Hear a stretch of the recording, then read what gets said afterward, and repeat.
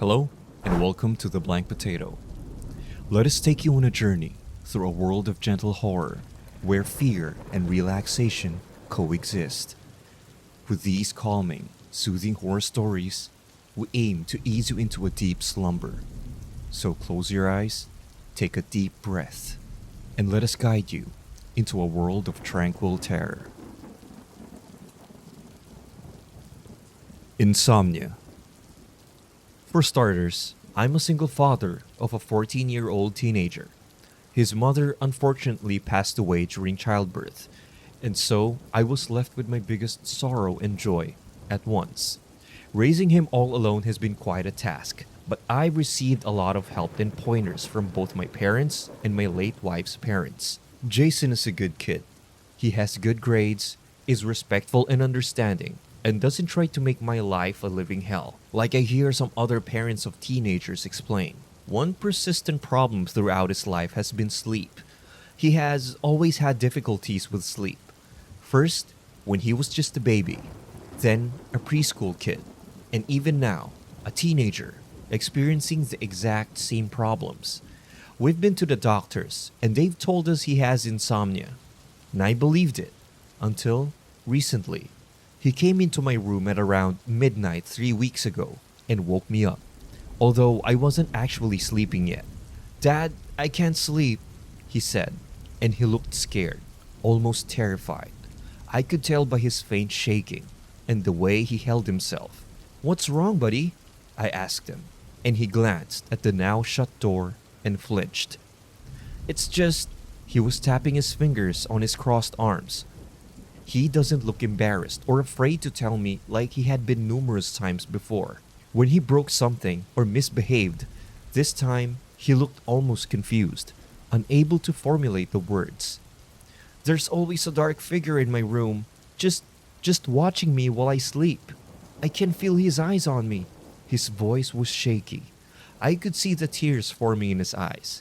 He was completely terrified, and he fell right into my arms, starting to sob. Now, normally any parent would just believe it to be a bad dream. But I thought of the worst, that there's an intruder. After he calmed down enough, I told him that I'd go look in his room and check.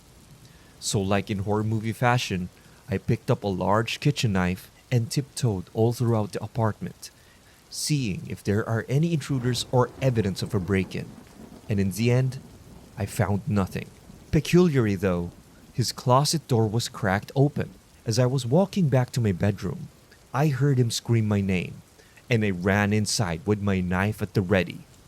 "He was here!" Jason was pointing with his fingers to the darkest corner of the room, sobbing uncontrollably. In the end, I found no one and nothing, and he slept with me that night.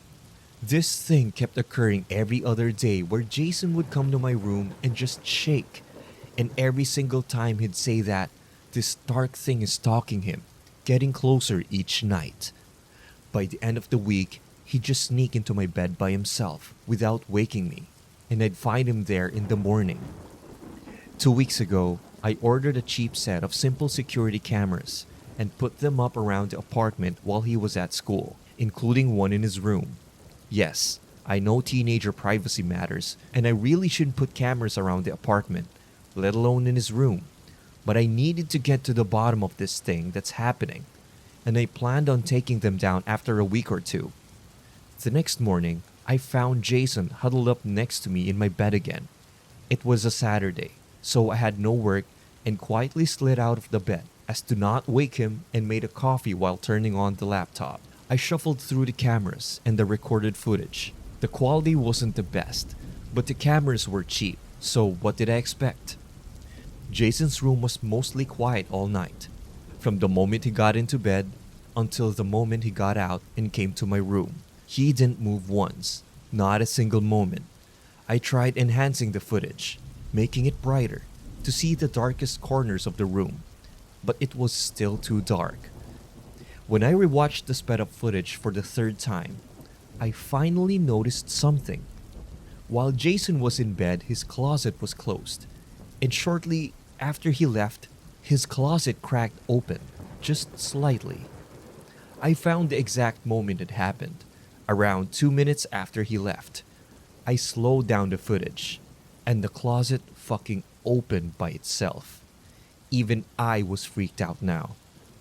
I went to Amazon right away and ordered night vision cameras, which cost a small fortune. The next 2 days, I continued observing the footage. The second night, Jason never came to my room, and he never moved his sleeping position until I woke him. His closet also remained shut on the second day. However, during the first day after he left, it cracked open again shortly after. Once the new cameras arrived, I installed them in his room again and rewatched the footage the following morning. Jason stayed up very late that night, almost to 2 a.m., and he never went to bed in his room. He came straight to mine. This time, I watched the closet with such intensity that I thought even I could open it just by thinking about it. And sure enough, 2 or 3 minutes later, it cracked open. I zoomed in as much as possible and slowed down the footage. And that's when I saw it. A shadow moved across the room in a split second and past the closet. And the next split second, the closet cracked open. I slowed it down even more, rewatched it again and again. I could make out the figure. It was simply a blob of a shadow. I sighed and went to my room to wake up Jason. Those last days I had to wake him up because he'd sleep in for as long as he could. And even after sleeping for 12 plus hours, he'd still look tired, bags under his eyes. The next night was the last night Jason was awake. I woke up with him sleeping beside me as was usual these past few weeks. I slipped out quietly, not that it mattered, and went on with my morning routine of coffee and watching through the footage. He stayed up late again, 3 a.m. I considered scolding him for staying up so late on a school night. As I shifted through the footage, strangely though, the closet door never cracked open during the entire night. I coincidentally decided to look through the old cameras that were still set up everywhere else, including my room, and that's when my jaw dropped and I saw it, clear as day, a shadow of a skeletal hand hovering right above my son on the wall behind him the entire fucking night. I ran to my room and tried to wake him gently as I did every morning, but he didn't budge. Then I tried violence. I shaked him and screamed at him to wake up. He didn't. I called the ambulance, having nothing else left to do. He was diagnosed in a coma. I kept watching those recordings again and again, dating back weeks ago, and I found something even more horrifying. Every night as Jason came to my room to sleep, the shadow followed him. I watched through multiple cameras as the shadow sped from his room to the hallway, to the kitchen, and then into mine, all within a couple seconds. And then there, in my room, it loomed right over him, getting closer and closer every single night. I don't know how to describe it. It's unlike anything I've seen before. A shadow, but so dark, so black, that the darkness of the room illuminated it in a strange way. This brings me to last week's and today's events. I too have started feeling a presence. I too have started seeing the shadow looming at the corner of my eye. And I too have started having it inching closer to me as I sleep, every single night. I frantically put together a timeline today, and judging by it, today is the last day I'll be able to wake up on my own, which means unless I'm awoken tomorrow, I won't wake up again. I drove to my parents' house today and I'm going to spend the night there. They have very specific instructions to wake me. I want to see if this thing will follow me all the way here too, and I still need to figure out how to wake up my son and figure out what this thing did to him. If you enjoyed that horror story, feel free to hit that like button, subscribe if you haven't already, and click that notification bell so you won't miss any of my future uploads. And click one of the videos right here if you want more horror stories like that. And as usual, I'll see you again next time. Have a creepy night. Hello and welcome to The Blank Potato. This horror story is uploaded by Reddit user Core Harriet. If you want to learn more about the author, link in the description. And the title of the story is Insomnia Part 2. Before we start, I would just like to invite you to please like this video, subscribe if you haven't already, and click the notification bell so you won't miss any of my future uploads. So, get comfy and let's begin. My name is Matt. Please remember it. I never thought I'd be making a part 2, but here I am. The last 12 hours have been a total roller coaster of emotions, and I haven't been able to have even a second of sleep for the last 18 ever since I woke up. Let me begin where I left off last time. My parents' house. I never once tried explaining to them what I had seen or experienced. I knew they wouldn't understand. They wouldn't even try to understand. They were always big skeptics of the unknown, always thinking there's a logical explanation to everything, and in this case, there was one too, even if there wasn't. My parents woke me up at 1 p.m. They thought I'd wake up by myself, but I didn't. I startled awake to my father's worried face peering down into my eyes. "I thought you wouldn't wake up," he had said in a concerned tone, then cleared his throat and started walking off. "Go shower." I got up, feeling like I hadn't slept at all. My body was completely exhausted. I felt different, almost like something was missing. A big part of myself. I tried to remember what I even was doing in my parents' house in the first place. Then I remembered setting up my phone to film me. I remembered the shadow, but I couldn't remember why I tried to film it. The footage captured by my flimsy phone camera, with no way to properly enhance it, was useless to me, and it didn't film anything noteworthy. I decided to check my phone and found thousands of your notifications and my post from that Friday. That post that I don't remember writing. Jason? A son? I have a son? What? Questions flooded my mind as I read and reread the words I didn't recall writing. I frantically drove back to my apartment, not really sure what I was looking for. I explored every room and found his, my apparent sunroom, tidy and clean. A couple superhero posters on the walls, a desk with a laptop on it, a bed with marble design covers. My head was spinning, a horrible migraine. So I popped the pill. Jason. I had written that I had a son named Jason. I took my phone and called my dad. "Hey Matt, what's going on? You left so urgently." "Jason? Do you remember Jason?" I huffed into the receiver. "Jason? No, can't say I do. Is that a friend of yours? Did something happen?" He replied thoughtfully. Fuck, I thought.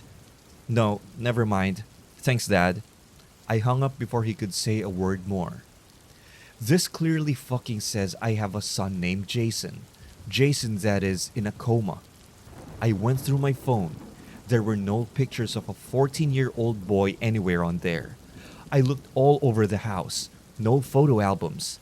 Absolutely no evidence of him ever existing here, besides a child's seemingly untouched room. My heart was aching. My head was spinning. The feeling of missing something, but not knowing what it is. Like it's at the tip of your tongue. It was unbearable. I found the death certificate of my wife and carefully read through. It clearly fucking said that she passed while giving childbirth. So where is this fucking child? Why can't I remember him? I remember her clearly. I rummaged through the house, making a total mess of it all. But in the end, I found nothing. No birth certificate, no all documents, no teacher's notes or doctor's appointments. I collapsed on the couch in the living room, feeling exhausted, my eyes heavy, but something was tugging at the back of my head to not sleep. So, I picked up my laptop instead, and that's when I rediscovered the camera footage I talked about last post. I saw him. I clearly saw my son, Jason, who I didn't remember, climbing into my bed at 3 a.m. I saw the shadowy thing or figure, his skeletal hand hovering above him. Then, going forward until the morning, I saw myself screaming and shaking him awake, but he never woke up. I rushed to the hospital. I thought I might have left him in. I needed to see him. "Jason, I need to see Jason," I said to the receptionist, out of breath. "Jason? I don't think we have a patient named Jason here. The young lady replied, not looking up to me. A 14-year-old boy in a coma? I questioned. Oh, his name is Jason? Are you a guardian? What? I whispered under my breath. I'll need to see some ID, please. She continued. I pulled out my passport and handed it to her. Do you have his ID as well? I stuttered. I don't. Then I'm afraid I can't let you see him. She finally looked at me, looked into my eyes, with this regretful look.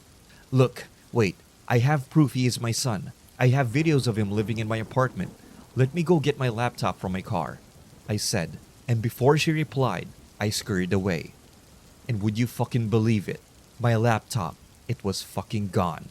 There was literally no evidence of any break-in into my car. I didn't go back in there. There was no point. I took my phone out and read the post again. I needed to make sure I wasn't going insane. It sure as hell felt like I was.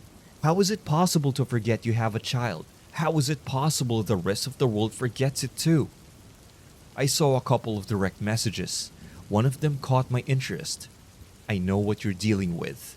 It might have as well been a troll, but I had nothing to lose, so I wrote back. Please help me. I drove back to my apartment, thinking of sleep the entire way there. But a voice at the back of my mind kept telling me not to. Do not sleep. It warned me. You will regret it. I observed the sorry state of my crazed apartment as I felt my phone vibrate in my pocket. I put on the kettle for a coffee and checked the messages. This is an entity straight out of your worst nightmares. It enters your life like a parasite during sleep paralysis and inches closer to you, draining your life force itself as it does so. A following message came in. It preys on you when you are at your most vulnerable, in a state of sleep. The longer it's attached to you, the more tired you'll feel every night, and the more life it will drain out of you, until the usual healthy amount of sleep no longer can recharge your body. That's what happened to your son. His energy ran out. He needs more sleep than ever before to be able to wake up, and it won't let him. This thing, it can divide itself, keep its victims paralyzed, so they cannot wake up on their own. And once you're weak enough, they can't be woken up by anyone else either. It'll continue draining on him until the day he dies. This is absolutely batshit fucking crazy. I recall this shadow, this eerie feeling of someone constantly watching me, and I also wrote about it in my last post. What's it called? I asked, and then right after, and how in the hell did it erase someone from existence? It's complicated. I'll give you an address. Come there, and no matter what, don't sleep. I put in the address into the GPS, and it's 1.5 hour drive. I stocked up on coffee and got into my car straight away. The entire drive there, I felt the presence at the back of my neck, and I could see slight shadows moving at the corner of my eye. But when I looked towards it, everything was as still as ice. After the excruciating 1.5 hours were over, I sent the mystery man a message. I'm here. The address was of an old, almost abandoned looking house. I stepped out of my car and headed to the front door. Before I could knock, it swung open, and an elderly, homeless looking man with a long dirty beard and grayed out hair stood there, looking me up and down. Sir? I asked, and he motioned for me to come in. The inside of the house was nothing like the outside. It was clean and tidy, and every nook and crevice was lit up with blinding light. They can't exist where there's no shadow, he had said, as if expecting my question. Every piece of furniture was made out of see-through glass. There was not a single object that would cast a shadow, besides us two, and even then, the lights took our shadows out. He motioned for me to sit on the ground. Try to straighten out. Allow no shadows to be cast by your body. I sat down, with my legs stretched out and my arms beside me. He sat across from me, mirroring my position. He looked at me for a long moment, and I was having a hard time concentrating. The lights were unbearably bright. As I was about to speak, he did so first. It has no name. He looked wishfully to the ceiling, and then continued. There are many that visit you in your sleep. Some good, some bad. Sleep paralysis is a logically explained occurrences of your mind being awake, but your body not. However, it's not as simple as that. It's not that your mind is awake. Your mind is between being awake and being asleep. That in between is where these demons lie in wait, in the darkness. Most can only scare you. They can't cause any harm. But there are a few, like the one on your hands, that can cause a lot of hurt. How do you get rid of it? I asked in disbelief. He motioned with his hands to the house. Once he lets himself in, only light can keep him away from you. Do you not sleep? Still being sore from the long drive here, I instinctively crossed my legs. The man looked at me with such intensity that only my father gave me when I misbehaved as a child. Don't make shadows, he warned again, and I uncrossed my legs. I do, he explained. I sleep in bright light. Over time, its connection to you grows faint. It eventually loses interest in you. How did it erase the existence of my son? I asked after a long moment. I can't remember him at all. Jason, was it? He said, and with a nod continued. That I do not know. This thing doesn't have that kind of power, which means you might have more than one of these things on your hands. His eyes widened as he stood up. I can't tell you anymore. You need to leave now. Why did you even invite me here? It doesn't matter anymore. I answered enough questions. Make sure there's not a single shadow in your home if you wish to survive. And I'm sorry for your son, but it seems like he's too far gone. After he basically threw me out, I sat in my car for a long moment. I decided that I wanted to see my son. I started the car up and drove all the way back and into the hospital's parking lot. By the time I was back, it was 11 p.m. again. A new receptionist sat at the desk, and I tried to explain my situation as logically and best as possible. So please, just let me see him. Even through a window is fine. She looked at me with a conflicted expression. Fine, you only get 5 minutes. She led me to his room. And there he was, the boy from the videos, laying there, in darkness. I observed him through the window, wishing to remember all that he once meant to me. A shadow moved at the corner of my eye, and I followed it. A dark silhouette was in the room with my son, as if hiding itself in the corner. Hey! I screamed, and the receptionist came running back. There's someone in there! She rushed into the room and turned on the light, and I was right behind her. There was nothing there. She sighed a sigh of relief. You need to go, sir. No, please, you have to believe me. There was this shadow. I saw it, I swear. Calm down, sir. There's nothing in the room. That's when my emotions burst, and I started crying. The receptionist led me back to the lobby, and I just sat down and sobbed. After all my tears dried up, I got back on my phone and looked at the Reddit post again. Then I decided to ask for help with an update. If anyone knows how to make the world remember, how to make myself remember of his existence, please, for the love of God, tell me. I can see the nurses sharing hushed whispers as I sit here in the lobby writing this. Chances are, they'll kick me out. Or worse yet, lock me up. My name is Matt. If it takes me, please don't forget me, like I forgot him. I want to remember. The title of this next story is Heroin is a Hell of a Drug. The first time I did heroin, it was an accident. I know. What kind of bullshit junkie lie is that? But seriously, I was drunk at a party. I was a lost 18-year-old kid, and some older guys were sucking smoke off a tinfoil sheet. I thought it was some keef, pot residue, something with some THC. I didn't even know you could smoke heroin. I wanted to balance my drunk and intercepted the sheet. The second I inhaled, and I mean the absolute second, I knew I'd hit something else. My eyes slid back. Something warm rolled out of my lungs and flew through my bloodstream. Boom. I was hooked. I wasn't even upset when they told me I just hit heroin. If anything, I was angry that heroin had such a bad rep. Because this was fucking incredible. Well, I figured out why heroin is so bad. It took only about 14 months, thousands of dollars, my relationship with my parents, and 3 friends overdosing to make the discovery. After one particular brutal low, where I emptied my little sister's purse in order to buy a bag, the camera zoomed out, and I saw my pathetic life for what it was. I knew I had to change before I became some street walking zombie. I was still young enough to not just get my shit together, but live a totally normal life. I looked up recovery meetings on my phone and set out to go to one the very next night. I took the bus past the cemetery, where I noticed several cop cars were parked at the gates with their light whirling. It wasn't super strange. Our city lacked green space, and people used the sprawling cemetery as a park.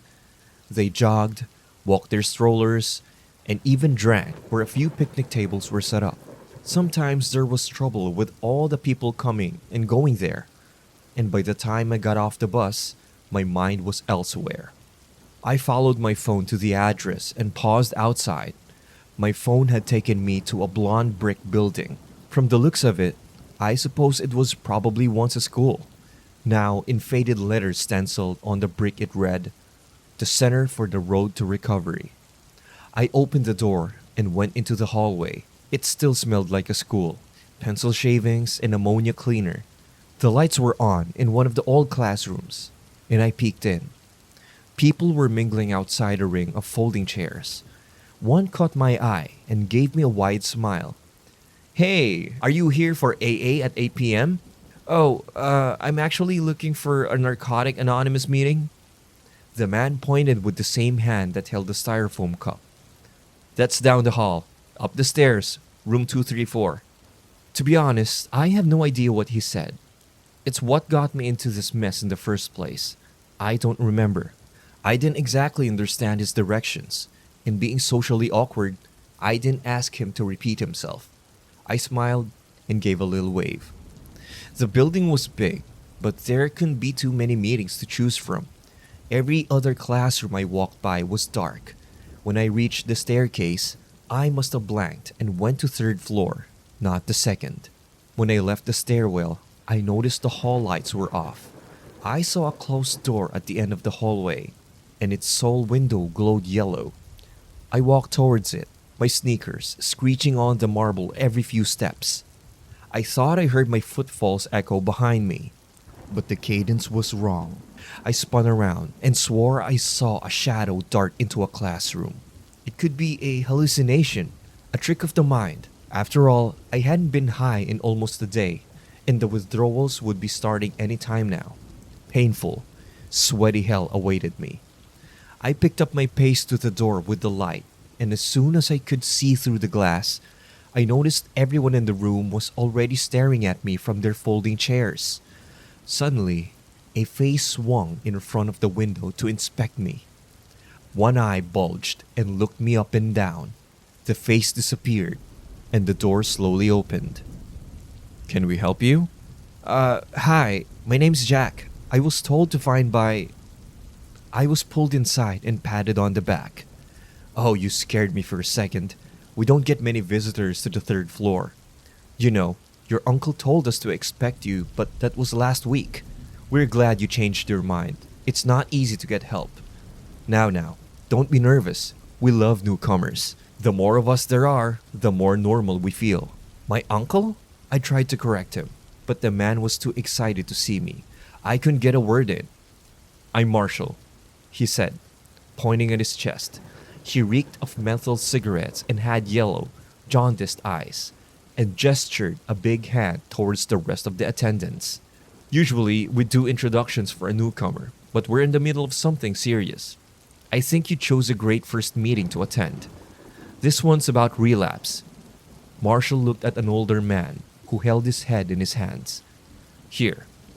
He pulled another folding chair into the circle, and I sat. He looked left and shared an awkward smile with an older, petite woman. To my right was a fat man with what looked like mud around his mouth. He was breathing heavily, and his eyes were partly closed, like he was trying to ignore some kind of pain. "Gary," Marshall groaned as he sat. "You mind continuing?" The older man who had been holding onto his face suddenly sat back straight and wiped his nose. Well, as I was saying, I thought Greta wasn't going to be home until the next day. You know how dangerous that is. No one home, no one to judge. We get the house to ourselves. And suddenly, all we can think of is getting a fix. The others around me nodded knowingly, and I did too, to fit in. Well, I just wanted a fix, a high. You know how it goes. I'm getting older, and it's getting harder to find people to pick up from. But there's little in this world that can stop a fiending addict from finding a fix. And the next thing I know, I'm in my living room, deep in a bag. My wife did get home on time. She wasn't even early. That's how screwed my sense of time became. She found me all messy in the morning, and she... He shook his head and his voice cracked as he began to cry. She left me. I was clean for 7 fucking years. One relapse and she left me. She said she couldn't live with the fear of having a husband who might always go back to his old habits. I was getting secondhand sadness for this guy. It was miserable to watch, but suddenly, everything changed. I mean, it was evil. He was so young, but I'm too old to go after an older boy. I brought my head back in surprise, and the people I was seated next turned to look at me. I pretended to act natural. Something felt off about this whole meeting, and I had just realized what. There was only one woman. The rest were men, and this entire thing felt secretive, like they were hiding something that could get them in trouble. I realized I found myself in the middle of a pedophile support group. Marshall cleared his throat. Now, Gary, and this goes for you too, Jack. We only use euphemisms here.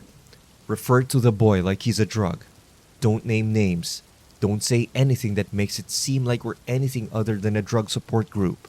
We're pretty sequestered up here on the 3rd floor, but you never know who's listening. Gary nodded and wiped his nose. I tried my best to keep my composure. I needed to do something. I needed to report this meeting. Suddenly, the door swung open, and the room jolted. In the doorway stood a tall, long-haired man. His boots were muddied, and his face displayed a kind of fury. He wore a long trench coat, concealing what I imagined were weapons. Suddenly, I feared for my life. I was sure he was some kind of pedo-killing vigilante, and he was about to group me in with the rest of them. He walked quickly into the circle and grabbed the fat man seated next to me by the neck. "Have you told them?" The vigilante growled. "Have you even told the group? Or are you just fucking sitting here with your guilt? I know it was you. They have your description already, you son of a bitch. And you come here." The fat man didn't say anything. He just looked sick. Suddenly, the vigilante started to violently force his fingers into the fat man's throat. The rest of the group began to protest, and Marshall stood up and pulled the vigilante off. "Run, run! None of that here!" I was somewhat relieved that the man was known by the group. But now I was just confused. I thought about using the commotion as an excuse to slip out, but I was too interested. "Do you know what he did?" the long-haired man shouted, and Marshall shook his head. "A baby, Marshall, in broad daylight. A baby!" I thought about the cops I saw at the cemetery earlier, and my eyes peeled back in disgust. He'd abducted a baby. What kind of monster? But I was missing something. The fat man swayed, and suddenly, a torrent of brown, black vomit spewed from his mouth. My eyes were focused on something pale that sat in the pile, but I couldn't believe it. I'm sorry," said the fat man in between dry heaves. "It was just so fresh. I watched the bulldozer." He paused to burp, and my shocked brain finally realized what the pale thing was that sat in his pile of vomit. "Bury it. I watched the bulldozer bury it. It was just so fresh. Please, a guilt-free snack. I'm sorry. You guys are lucky. I know you guys hate it, but I'm cursed. I really don't mind the taste of embalming fluid." Oh, thank God, I thought, and wiped my brow. These weren't pedophiles. They were cannibals.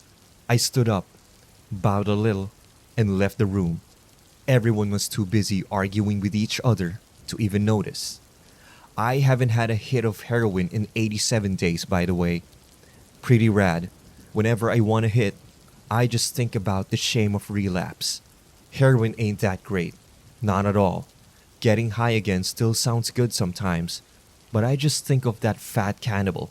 The shame of his relapse that shined in his eyes as he stared at the little baby leg curled in a pile of his own vomit. The title of this next story is The Branchless Oak Tree. Excluding some tropical species, such as coconut and banana trees, no tree can survive long without branches. And yet, defying all explanation, I saw a pair of branchless oak trees in the summer of 2015. When I use the word branchless, I'm not referring to a stump or a tree that has shed its leaves during the winter. I'm talking about two 15-foot tall tree trunks, both sporting identical pointed peaks and surfaces of jagged bark. No branches or leaves, no severed branch stumps on the bark that would indicate the old oaks had ever been anything other than monolithic plants. Bizarre, I chuckled, not necessarily riveting dinner talk. I know. Believe me, I wouldn't be recounting the tale if it had ended there. I chose to follow the overgrown footpath between the two pillars of bark, rather than the well-maintained public footpath which led far away from the ominously bare trunks. I've always been a contrarian, so I suppose I wanted to satiate my hungry ego by taking the less trodden path. I'm no tourist, I inwardly scoffed. Hubris always comes before the fall. Or, as my son would say, I had succumbed to my main character energy. I wish I'd taken the popular path. I waded through leaves and moss, and the undergrowth crunched beneath my walking boots. I had no intended destination in mind. I was just looking for somewhere to set up my base camp. I knew how to retrace my steps. I saw no harm in taking a mystery trail. From time to time, I simply like to separate myself from the world. I venture on solo camping trips to clear my head. My wife and children don't take much interest in nature, so it's not that I purposefully exclude them. Frankly, I thank God that they weren't with me on this particular trip. Whilst camping in the middle of a clearing, I was awoken by rustling sounds outside my tent. I tried to ignore them, squeezing my eyelids together and angrily attempting to force myself back to sleep. Frustration quickly turned to fear. The noises that engulfed my tent were unlike any I'd ever heard. High-pitched squeals, similar to trainer soles squeaking against the hardwood floor, were emitted from every direction. Heart racing at tremendous pace, I sat right up and stared at the fragile wall of material that was separating me from whatever unidentifiable things were out there. Very little moonlight reached the clearing. Thankfully, so the shadows that danced on the outer fabric of my tent were indistinguishable. That made it easier to tell myself the creatures were simply foxes. They weren't foxes. I knew that. I used string to build a makeshift lock for the zipper on my tent. I didn't want anything opening the door to my vulnerable fortress. After that, I lay down and waited. The piercing yipping noises eventually died down, but I didn't immediately fall asleep. I intended to stay awake all night, but I must have eventually passed out. I think terror can do that to a person. In the morning, I planned to leave the haunting woods and go home. You can imagine my horror when I unlocked my tent door and found that I was no longer in the forest clearing. My tent had been moved whilst I slept. More horrifyingly than that, I found myself stuck in a thick cluster of branchless trees. As far as the eye could see, I was surrounded by those eerily wrong oak trunks. I instantly packed my tent and belongings. I weaved between the densely packed trees on the new branchless forest in which I found myself in. No luck. I'd completely lost my bearings. I had no idea where I'd been taken. The branchless forest was the same in every direction. All I could see was endless bark. And when the sun began to fall below the tip of the treetops, I realized I'd let the wintry day slip away from me. Night was approaching quickly, but that wasn't what terrified me most. The horrid squeals had returned. As the sun dipped lower and lower, the squeals multiplied and loudened.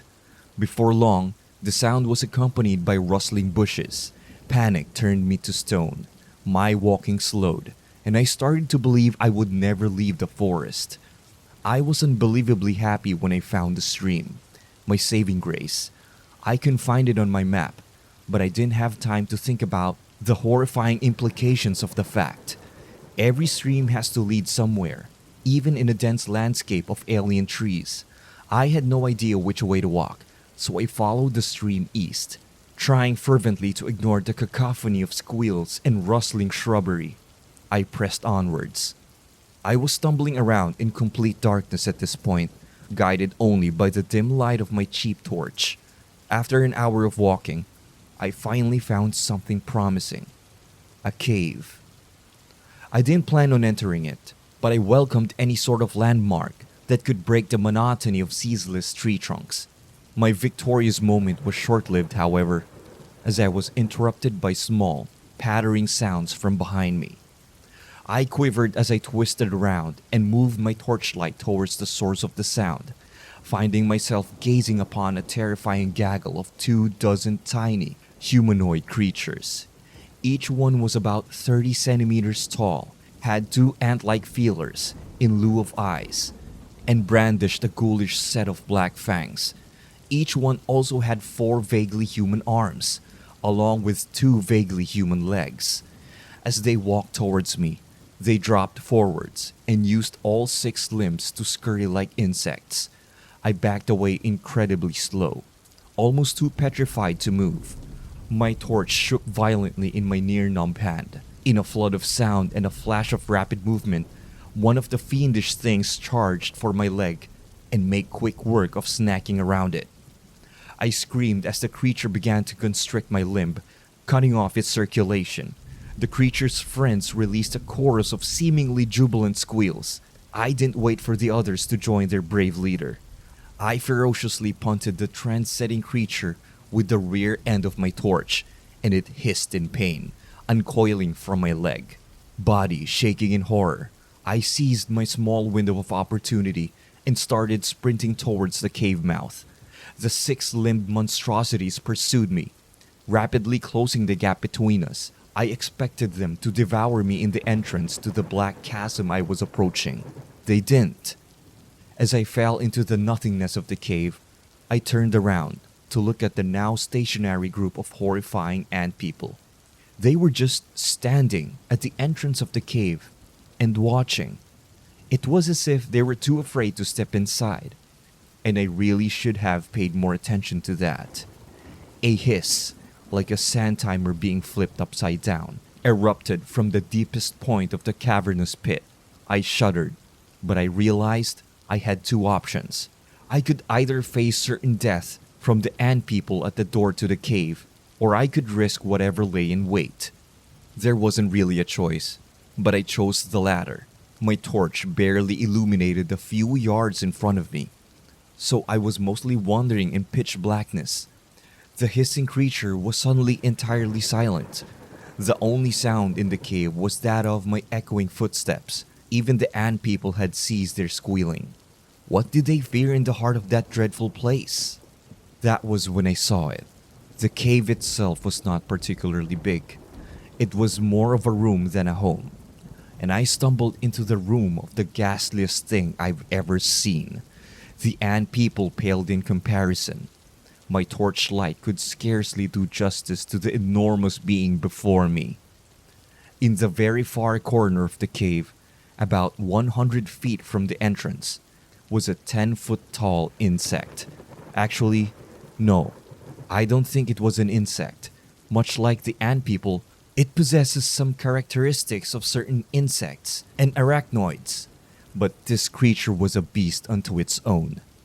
The thing was essentially just 6 hairless legs, similar to those of a human, other than the length and the pointed ends instead of feet.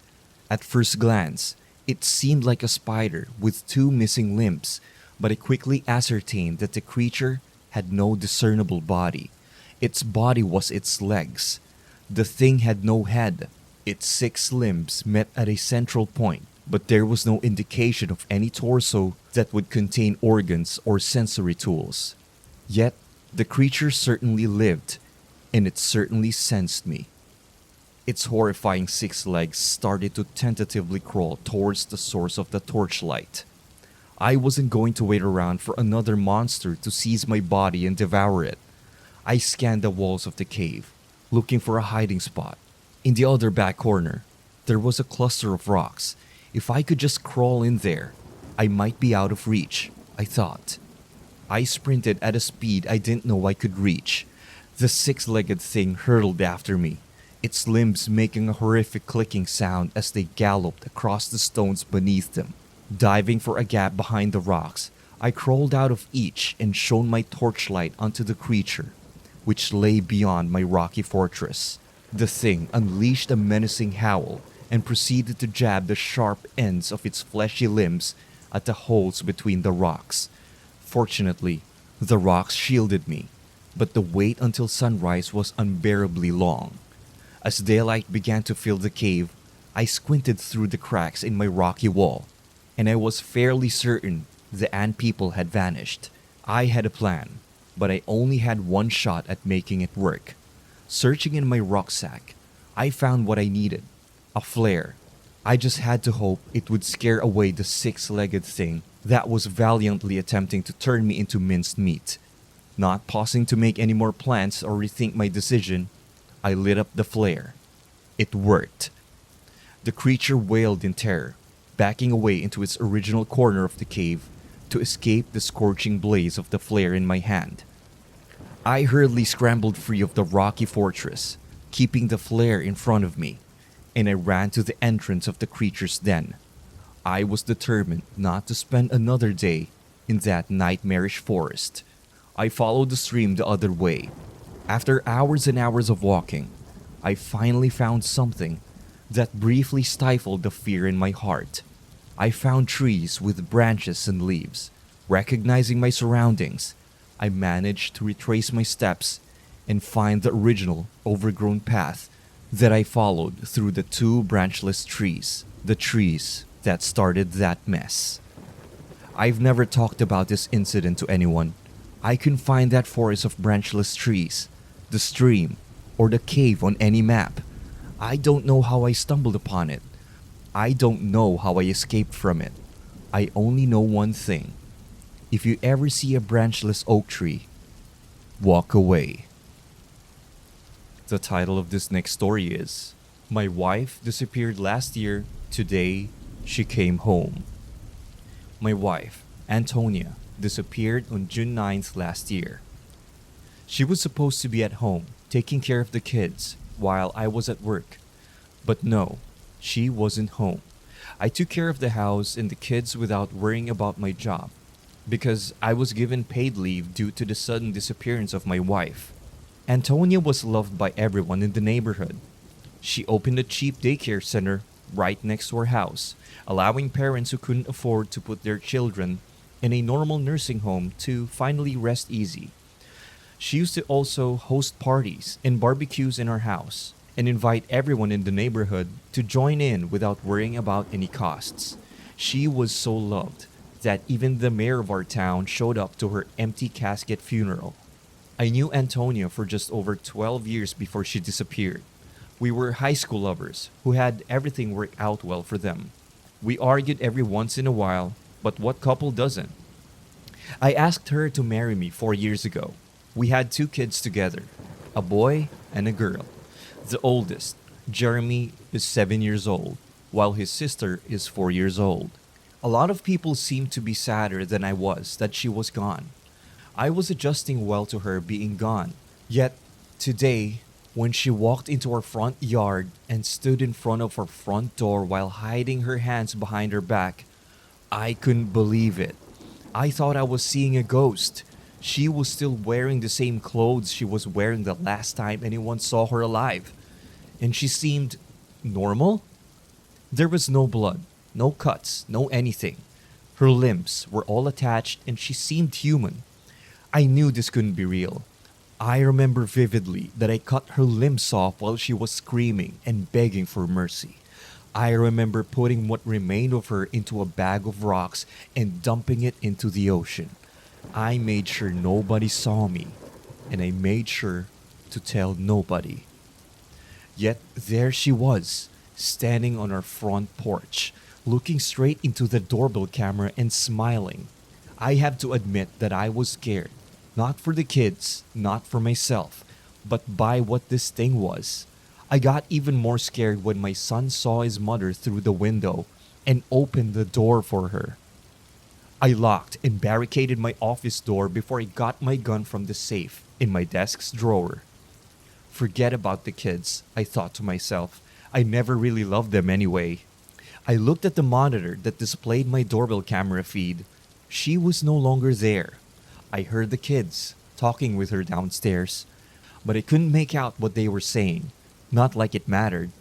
Because then I heard screaming. I felt my entire body vibrate. My ears were blasted with shrieks of terror and pain that I never want to hear again. A second later, and there was no noise in the house, not even the air conditioning unit or the creaking floorboard of this old house made a noise. Nothing apart from a heart punching through my stomach and a thud that repeated every other second. I knew that sound. It was the sound of something slowly walking up the staircase. That thing wasn't my wife. I never had a true wife. I never had kids. All of the evidence lined up. Antonia was cheating on me with my best friend. I was sterile. I couldn't have kids. She hired 2 people to take care of the daycare, while her and Matthew were playing together while I was out at work. That's why I saw his car on my driveway one day. That's why I called her asking what she was doing that same day, and she sounded exhausted. I never called her out for it. I just poisoned her drink one night while the kids were sleeping. I took her into an abandoned cabin on the outskirts of the small town we lived in and did my deed there. Once I was done, I took all of the evidence to a lake and dumped it into the ocean, making sure that it sunk in. Some people suspected I did it. I was the cause of her disappearance, but there was no evidence of any wrongdoings on my part. They had nothing that could pinpoint it on me. Not even her parents suspected a thing. They told me they were sorry for my loss at her empty casket funeral. I kept in touch with them for a while before they both died in their sleep, within a week of each other. They were good people, the only good involved in the story. I relived all of our memories together in my head. Our first date, our first kiss, our wedding, everything was going well. We didn't even want kids. I don't know why she did it. Why did she betray me in such a way, especially with my best friend? I heard slamming on the door and felt the entire house shaking. I knew I didn't have time and had to act fast, but what could I do? I thought of calling the cops, but would they believe me if I tell them that my wife is back from the dead and trying to kill me? I could try and shoot it once it makes it past the doorway, but if cutting her into several pieces and dumping her into the ocean was not enough to kill her, several bullets will definitely be of no help. I could fight it and try to knock it out and run out the door, but the entire house shakes every time it slams on the door. Even I can do that with all of my strength. And even if I am successful, wouldn't it just find me again? I could jump through the window of my small office and make her run to my car. But wouldn't it be suspicious if I was in my pajamas driving out of state while my house had 2 dead kids in it? I thought of my last option. I had no chance of escaping without ruining my entire reputation or getting killed. At some point, the truth will come out. People will find out what really happened to Antonia, so why not finish the job myself? By the time you're reading this, I would have hopefully put a bullet in my brain. The title of this next story is I Killed Something Invisible. For weeks, I knew I was being stalked. It started with my bras. Everything I'd meticulously sorted by color had been sifted through and returned out of order, unwrinkled, but changed. And they felt different, like they'd been washed with the wrong detergent or touched with soapy hands. But it wasn't just that. There was a wrongness in my apartment. The floor creaked randomly. One day, I found a large handprint on my mirror, that hadn't been there when I left for work this morning. There was an odor too, one I'd only smelled at funeral homes before. Then, one night, I woke up to the feeling of hot breath in my face, like a dog was inches away, panting at me. I sat up and heard the thump, and something landed on my floor. Go away! I screamed as footsteps retreated into the distance. I turned on all the lights and found the room empty, but I never did go back to sleep. The next morning, I stepped out of bed and felt a sharp pain on my foot. Looking down, I found a sharp, needle-like object embedded in the floor. I took it to the bathroom to look at it under stronger light, and I realized that the needle turned transparent when viewed from certain angles. I tried to look online, but I couldn't find anything like the needle. Then, in the middle of my next search, my router went out. The sounds mostly came at night, but then things started happening in the daytime too. A pair of my running sneakers disappeared right after a jog, and then when I was showering, I heard someone whisper, "Oh my God, you're so beautiful." I screamed and screamed and screamed. The next morning, I bought a gun. The guy at the store, a bearded, fatherly type, tried to sell me a 9mm that looked like a toy. But I sprung for a Sig Sauer 365, complete with a 10+1 magazine. I hadn't gone shooting since my dad had taken me to the range back in my teens, so I figured I might need a few shots. That night, I slipped the gun under my pillow and went to sleep. I woke up to the feeling of someone stroking my bare shoulder. My hips felt pinned to the mattress. I cried out in panic and pushed up as hard as I could. I heard a grunt, and then something grabbed my wrists and pushed me down. I felt the wet lips on mine. Then I swung my knee up, and I felt it collide with something soft. I heard a groan, and then something thumped on the hard wood beside my bed. I reached over, grabbed my gun, and shot at the groan until my clip was half empty. There was a hacking cough, and then a voice begging, "Wait, please, don't. I love you." I emptied the rest of the clip, and the voice was gone. There's a warm, wet pool in my bedroom floor now. I've been trying to mop it up, but it's hard because there's nothing to see. Then there's the invisible thing. It's like it's a little bigger than me. I'm not sure how I'll possibly lift it. A few minutes ago, as I was looking for my mop in the garage, another strange thing happened. My front door slowly opened and closed. I heard a few sets of footsteps enter. They walked to my bedroom. Since then, I've been hearing the sound of tape unrolling and bottles spraying. They're cleaning up, I realize.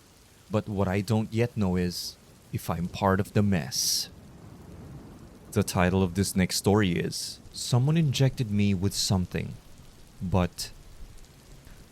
Last week, I, 20, female, was leaving a gas station when I felt a sharp pain in my side. The homeless man who I had just denied change was holding a small dirty syringe. I remember staring at him in shock and disgust as I fell into a deep, unwilling sleep. Apparently, the man had noticed the multiple witnesses when he attempted this attack. I was told that I was safe before he could do anything. All my blood tests came back fine, and I was given an antibiotic just in case. I was told he injected me with some sort of a homebrew sedative, and it might have some side effect as I process it out of my system. That night, I had horrible nightmares about the man and all sorts of fears. I woke with a splitting headache, a dull throbbing pain, and a sharp pain coming in waves. My head was full of cotton. I turned on the light of my bathroom and I tried taking my temperature. This task proved impossible as I couldn't focus on the numbers in front of me. Everything was fuzzy and dark. I drank some water and I only then realized how dry my mouth was. I peeled my tongue from the roof of my mouth as I attempted to swallow the water, a feat I found near impossible. After choking down the first sips, my thirst became unquenchable. I drank from the tap for an uninterrupted 30 seconds, sucking deep the water until I physically couldn't. I had risen from the sink for but a moment, whipping my head back down to puke it all out, or what I had assumed was most of it. Along with the surprising volume of fluid, there was a black bile. It stayed separate from the water in the sink and danced near the edge where the tap was running. It had a strange, colorful shine in the light, similar to an oil slick. I returned to bed feeling hydrated, nauseous, and exhausted. The next morning, I peeled my face from my pillow. Looking around, I noticed the blood, a small crust of dried blood, outlined where my face had been in the pillow. I felt my face gently and realized it was extremely painful. Touching my face felt like touching a giant pimple, inflamed and sensitive.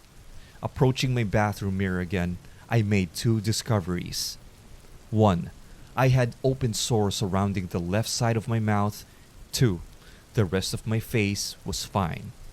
The source of the pain was my hands. The fingers were dark, swollen, and clubbed. The flesh, tender and painful. The cuticles of my nails seemed to retract. I gave my doctor a call, and he told me to come in later that afternoon. I cooked myself a simple omelet for breakfast. I found it extremely difficult as my arms disobeyed me slightly, shaking and moving in ways I didn't want them to. Plating the meal, I turned to carry the plate to the table and was startled by a sudden sound of glass shattering. I looked around frantically for the source when I realized it was the plate. My hands were stiff and completely numb. The meal lay ruined on the floor. At this point, I decided to go to the emergency room. I had trouble navigating the stairs, and upon collapsing to the floor, my arms and legs stiff and uncooperative, I decided to call an ambulance. At the hospital, I was immediately put on IV drip, and they asked me a ton of questions. The doctors had discovered a series of small porous lesions across my stomach. The sight made me sick, a tight pack of holes surrounded by gray dead flesh. These holes went deep too. I couldn't bear to look at them. I gently explored with my fingers and found that I couldn't feel them. I could only feel that dull pressure, no sensation. I was sitting anxiously gripping my thighs, waiting for some answers. I was stressed and sickened, feeling my own body change in such a way struck me with a hopeless kind of terror. That's when I felt it, a soft wetness and a slight pain. I looked at my hands, on my thighs when I screamed. My thumbnail had pierced the thin bloated skin of my thighs through my pants. I frantically struggled to pull down my pants and revealed my legs were black and purple, covered in deep pus-filled lesions. I couldn't feel any of it. I felt weak, but overall normal, and I was looking at my skin and flesh being destroyed. The doctors moved me to a clean room until everything was sorted out. They did all sorts of tests and took many samples. I was never scared of needles, but the long, thick needle they used to take fluid from my back was mortifying. I began writing this because I fear this disease will take me. I wanted to record a few thoughts, even if they are delusional.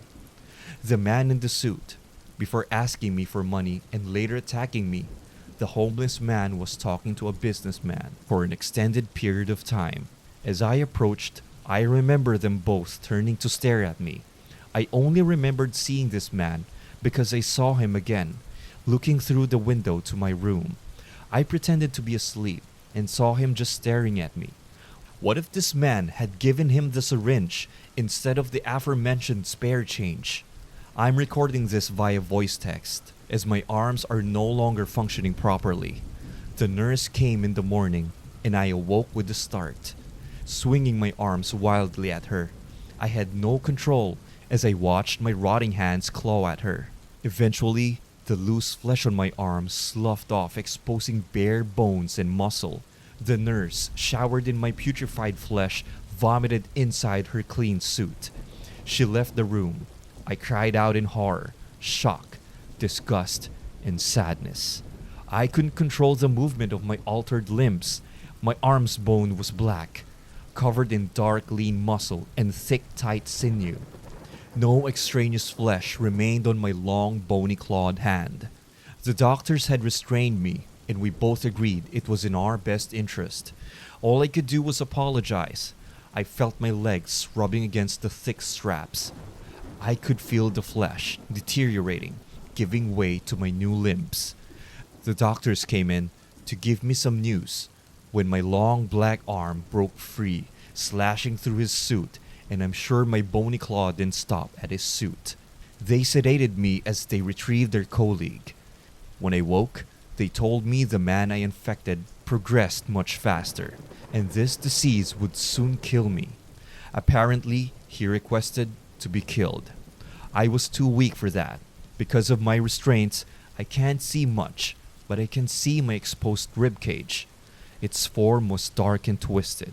Sharp black bony growths all over my torso. My organs were shrunken and tight to my spinal cord. All extra meat and organ has melted and rotted away. As my limbs smash against my restraints, I can feel my jaw loosening and new teeth growing in. A moment ago, I stood up, bringing the hospital bed with me. I feel lightheaded, and it's hard to focus. Nothing seems real anymore, and I can't remember anything about who I was. My new arms finally escaped their restraints, and I am free. The title of this next story is My Childhood Town Isn't on Any Map. Sonder, a word used to describe the profound feeling of realizing every stranger around you has a life as complex and important as your own. It's also the name of the town I grew up in. Sonder lies on the eastern coast of the UK, on the north side of England. If you reach Scotland, you've gone too far. But if you're in Scarborough, you've not gone far enough. It sits somewhere between there, though I don't think anyone could be more specific. You see, you can't find it on any map, printed or digital, new or old, color-coded or satellite imagery. There is no sign of this town existing at all. If you pay enough attention online, you'll find the odd few people mentioning the place, like this that you're reading right now, like a whisper passing by in a busy place. You only know it's there if you're looking for it. Yet, to a vast majority of the world, Sonder is just a word. I was born there and raised within its confines. I moved away at 15, about 10 years ago. It was a peaceful seaside village, the type where everyone knows each other, the type where when someone hosts a get-together, all residents are invited. It was a close-knit community. I still remember it with mostly fond memories, the waves lapping onto the sand all through the night, the cobbled streets scorching your bare feet as you walked back from the beach on a summer's day, the dark woods that overlook the town from High Hill. High Hill is what we call it, the hill that stood next to Sonder. It blocked any chance of a view to other towns or cities. We resided in a valley at the edge of the sea, and whilst we like it there, it felt very secluded. The town had a few small businesses. My favorite was Uncle Pete's Pizza. Everyone called him Uncle Pete, although he wasn't actually anybody's uncle. But his pizza place was perfectly between our home and my mom's pub. Every Friday, she would pick up a pizza on the way home. Absolutely no exceptions. Me and my older brother, Jacob, were always excited for this. Much of the town had been there for generations, the population naturally getting smaller as more and more of it became family. But a few people would move there every now and then. All of them found the town in the same way, a leaflet coming through the letterbox while searching for somewhere to move to. Every single time, the same story. They were driven here by a house moving service, I guess with no directions or map. It would be difficult to make your own way here. They were lovely, they really helped us, they would always say. Nobody ever really seemed to question it much. I mean, it's not like we were trapped. We could leave whenever we wanted. Make no mistake, Sonder was no prison. It didn't even feel like one. It's just difficult to find, and leaving just felt icky, like you shouldn't do it.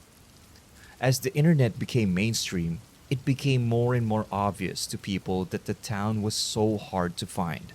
Suddenly, people had friends from outside of Sonder, but they could never visit because they could never seem to find their way in. GPS signal was weak, and opening any app on your phone that tracked your location wouldn't pinpoint you. One truly odd thing about Sonder was the appliances. All of them had the same logo on somewhere, the letter V in a circle. Since leaving, I've tried to research this company, but to no avail. The moving company that people arrived in also had this logo on their vans. The town had its issues, none more known than the scream singers. At night, if you listened hard enough, you could hear them. A chilling, soft sound. It was almost like a distant scream, yet more melodic. Something enchanting, yet fills you with dread. Nobody ever saw them, but someone in the town would go missing every now and then, maybe once or twice a year. Someone lived alone and had been seen in a few days before anyone realized. Some were cuddled up to their partner in bed, only for their partner to wake up with no longer in their arms. The only thing they had in common is that there was never any sign of entry or struggle. My entire life, I've known the echoes over the valley to mean trouble. But my mother used to tell me stories of when the townsfolk thought they meant hope, a simpler time. It's difficult to pinpoint exactly when people made the connection between the disappearances and the whistles of the night, but they would always start a few weeks before a disappearance and stop the night after someone had gone missing. This had always intrigued me, but not as much as it did my brother. Jacob found it fascinating. Perhaps because he had never had someone close to him taken and didn't understand the pain. To him, it was just a mystery wrapped in questions. Some believed the scream singers to be the ones taking these people. Some believed their calls to be a warning that something darker is coming. Whatever people believed their intentions to be, everyone knew that their somber singing over Sonder was only bad news. My fond memories of the town became clouded when the trauma of my final few days there enters my mind again. Years of therapy have helped me cope, but I feel talking about it publicly is the final thing that may bring me peace. As far as I know, I am the only person to have seen a scream singer, or at least the one living person. It was the summer solstice, the longest day of the year, the 21st of June. Sonder has always held a small festival on this day. It dated back almost a century at the time, being the 97th consecutive solstice celebration. The festival took place not during those long sunlight hours, but as the sun began to set and the longest day ceased at about 9:30 p.m. But the town of Sonder felt more melancholy than usual, especially for the festivities that were going on. The scream singers had started their wails again about 3 weeks prior, getting louder and louder each passing night. Sure enough, about an hour after the festival began, you could faintly hear the noises again, piercing through the sweeter melodies of the festival and the chatter of the crowds. People tried to ignore it and continue the celebrations, but every time the wind blew in just a particular way to make the noises more prominent, you could see the look on everyone's faces, the unspoken, silent fear washing through the crowds like a wave. My mom's pub, really, our family pub, was right at the festival. As such, the doors were wide open, and people kept coming in and out. It was always one of the busiest nights of the year. Me and Jacob were sat drinking red wine. He was 17 and had a proper glass, but I still had half lemonade in mine. It was the only night of the year I was allowed to drink alcohol. The festival was still going strong when Jacob had the idea to go a little out of town and get a better listen to the scream singers. I was hesitant, but I was always up for an adventure. So, half reluctantly, I agreed. We got a few streets away before the howling became louder than the music. We were stood in the perfect mix of unknown to one side and enjoyment to the other. We should not have kept going. But we did. We reached the final building before the cobbled streets turned to grass and mud, and didn't stop there. Without saying a word to each other, it was like we knew what we wanted to do. We wanted to be the first people to have seen the Scream Singers, the first to understand them. We didn't know that only one of us would catch a glimpse. High Hill was steep, but not too steep. You didn't need your hands to climb it. It just took a lot of energy. Every now and then, we looked back at Sonder. You would almost think it was a ghost town from how dark it looked, if not for the bright festival right in the center, the only clue of any life all packed together. The sounds of cheering, singing, and music echoed up the hill. All the while, the sounds of ghostly wails echoed down. A battle between good and evil, not seen, but only heard. As we reached the dark woods, we looked at each other. It felt like we hadn't spoken in ages, so I broke that. "We're really doing this?" Jacob nodded. I knew he would. I just needed to say something. Hearing nothing but ghastly screeches was driving me insane. We wandered around in there for what seemed like forever, though it was closer to maybe 5 minutes. Every slight crunch made me flinch and turn around. There was never anything there, but the haunting screams which were all around us. We reached a clearing, and the sounds of the scream singers seemed louder than ever. In the center of the clearing was a rock, about as tall as me, and a little wider. Jacob held me, as he could clearly tell I was scared. "It's all right. It's just sounds. There's nothing to be afraid of. Maybe we should head back." His words didn't comfort me. They only told me one thing. He couldn't see what I could see. Stood on the rock is something I will never get out of my mind. A tall, gray figure, about twice as tall as any human I'd ever seen. It had 2 arms, but only one hand. The hand it had looked what I can only describe as twisted. Its fingers weaved together in a way that didn't make sense, and certainly wasn't natural. The shape of it was overall humanoid, but the proportions were all wrong. It had no eyes, at least none at first. I was terrified looking at this thing, but the moment my heart truly dropped was when eyes appeared. They slowly came out of its skin. There was no evidence that this creature should even have eyes. There were no holes for them. But as its face opened, in a mesmerizingly disturbing way, I saw 2 eyes slowly come forward. The face closed again, with the eyes looking right at us. There were only 2 eyes. I counted them. 1, 2. Its face opened up again as it let out a horrific scream. I ran. I ran faster than I ever have before in my life, only occasionally looking behind me to make sure Jacob was running with me. He was, but he wasn't running from the scream singer. He was only running to catch up with me. He had no idea why I was so scared at that moment. We ran all the way down High Hill, nearly tripping over. Running down a steep hill is difficult at the best of times. As we got back onto the cobbled streets, I turned around and looked up at the woods. No sign of anything chasing us, but the screams were still so loud even down here. By this point, Jacob had caught up and was right beside me. He kept asking why I was running, but I was too shocked to answer him yet. We ran another street, and he reached out to hold me. I stopped running and let him hug me. He told me that whatever I saw, it was going to be okay, and that we were safe. I closed my eyes with tears streaming down my face. I opened my mouth and began to explain what I saw, getting words out between choking on my tears. "It was this gray thing on the rock. You could see the rock, right? Well, on top..." I realized the howling had stopped. I opened my eyes. Jacob wasn't there.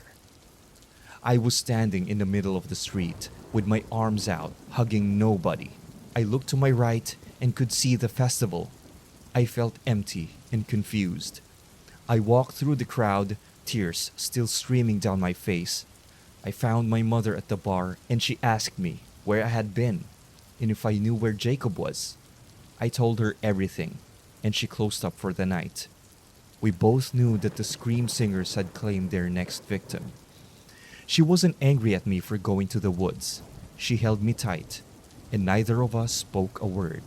We just wept and wept until we were too tired and empty to weep anymore. The next day was Friday. I got out of bed in the morning, after absolutely no sleep. My mom was downstairs packing boxes. She told me we were leaving that same day. Within an hour, we were in her car, driving away from home. We passed Uncle Pete's Pizza. I realized that this was the first Friday in my life that we weren't eating from there. As we drove further away from the sea, and I saw outside of that small town for the first time, I already knew that leaving our life behind would not fix anything. Sonder is still out there. I hope somebody can find it. The title of this next story is My Friend Convinced Me to Use a Ouija Board. I Never Should Have Listened. Can you toss me another beer? I implored as Sam reached for the cooler. Gotcha, bro, he affirmed, lobbing an ice cold Coors at my direction. I cracked it open and took a swig. Guns N' Roses blared through my cheap speaker, drowning the silence in a steady onslaught of 80s rock. This is the life, man, Sam proclaimed, bobbing his head in tune with the music. Is it though? Is it really? We've been out of high school for 4 years now. We have shitty dead-end jobs, no college degree, and the only socializing we do is with each other. I ranted, coming off a little more hostile than intended. Beats drinking alone. Yeah, you have a point. But don't you ever get tired of just sitting here, listening to the same old songs every weekend? When was the last time we actually got out and did something? I mean, we went and picked up pizza last week. That counts, right? Sam quipped, clearly amused with himself. No, that doesn't fucking count, dude. I want to do something exciting, you know? Something that really gets the blood flowing. I asserted, pumping a fist in the air to drive home my point. Honestly, I thought this conversation would come up again, so I came prepared this time. Sam grinned, dragging his backpack onto his lap. He produced a sleek wooden board from his bag. I immediately recognized it. A Ouija board. No, no, no. We're not screwing around with a Ouija board. Nothing good ever comes from that shit. Sounds like someone's a bitch, Sam taunted, crushing an empty beer can and chucking it at my head. No, I just don't want some creepy fucking demon thing following me around for the rest of my life. Well, suit yourself, but if you're not gonna join me, I'll just use it alone. I sighed. I knew that tone. When Sam set his mind on something, he was going to follow through with it, whether I was going along for the ride or not. And if I wasn't, I'd end up looking like the bad guy. Ugh, fine, 5 minutes. That's it. Woo! I knew you'd come around. Yeah, let's just get this over with. Okay, here's the rules, Sam stated, matter-of-factly. Don't take your hand off the planchette for any reason. Don't ask super personal questions. And never, I repeat, never end the game without saying goodbye. Got it? Yeah, I got it, I confirmed, glancing anxiously at the candles haphazardly scattered around my basement.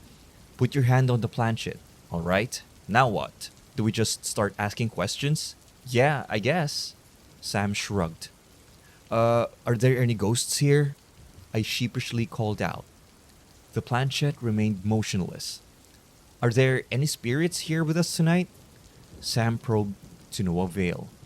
It's not working, man. I told you this was a dumb idea, I chastised, earning me a disapproving scowl.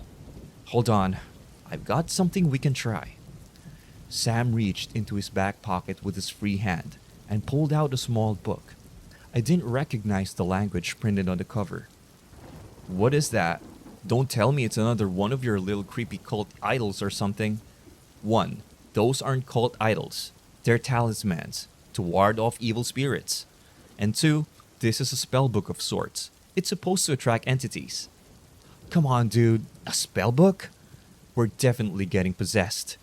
We aren't getting possessed. Let me just read a few incantations, and if nothing happens, we can stop playing. Deal? Fine. But I swear if some dark force starts haunting me, I'm going to fucking kill you. I threatened, swiping my index finger across my throat. Yeah, fine. Whatever.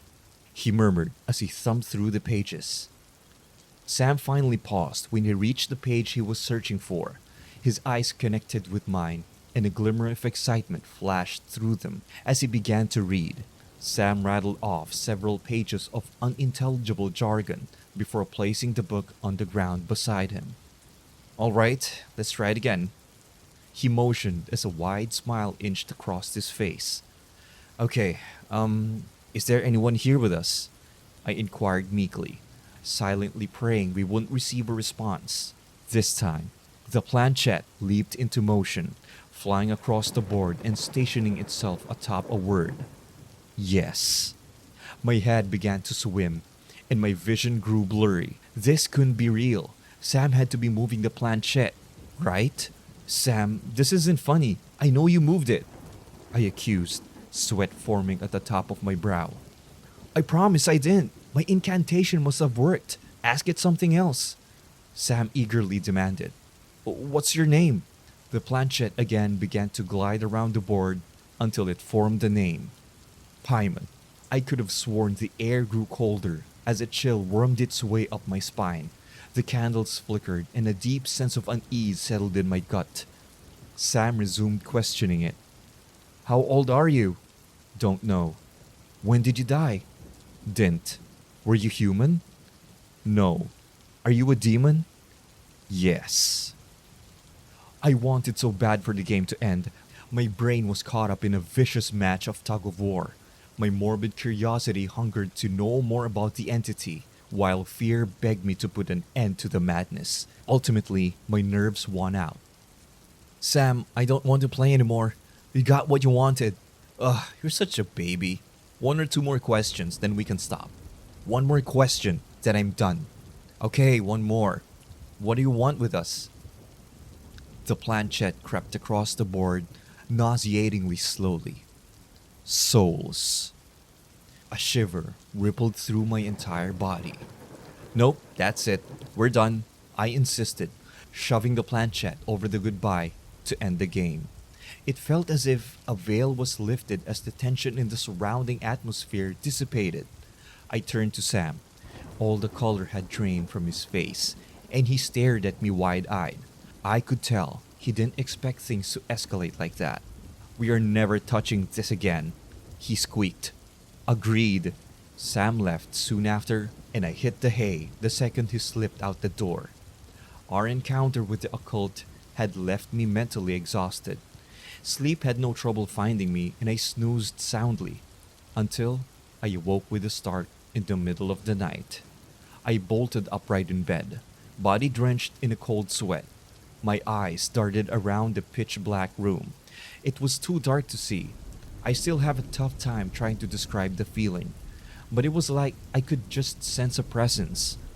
I fumbled blindly for my bedside lamp switch. I fully expected the strange sensation to fade as dim yellow light bathed the room in a soft glow. But it didn't. I whipped my head to the right.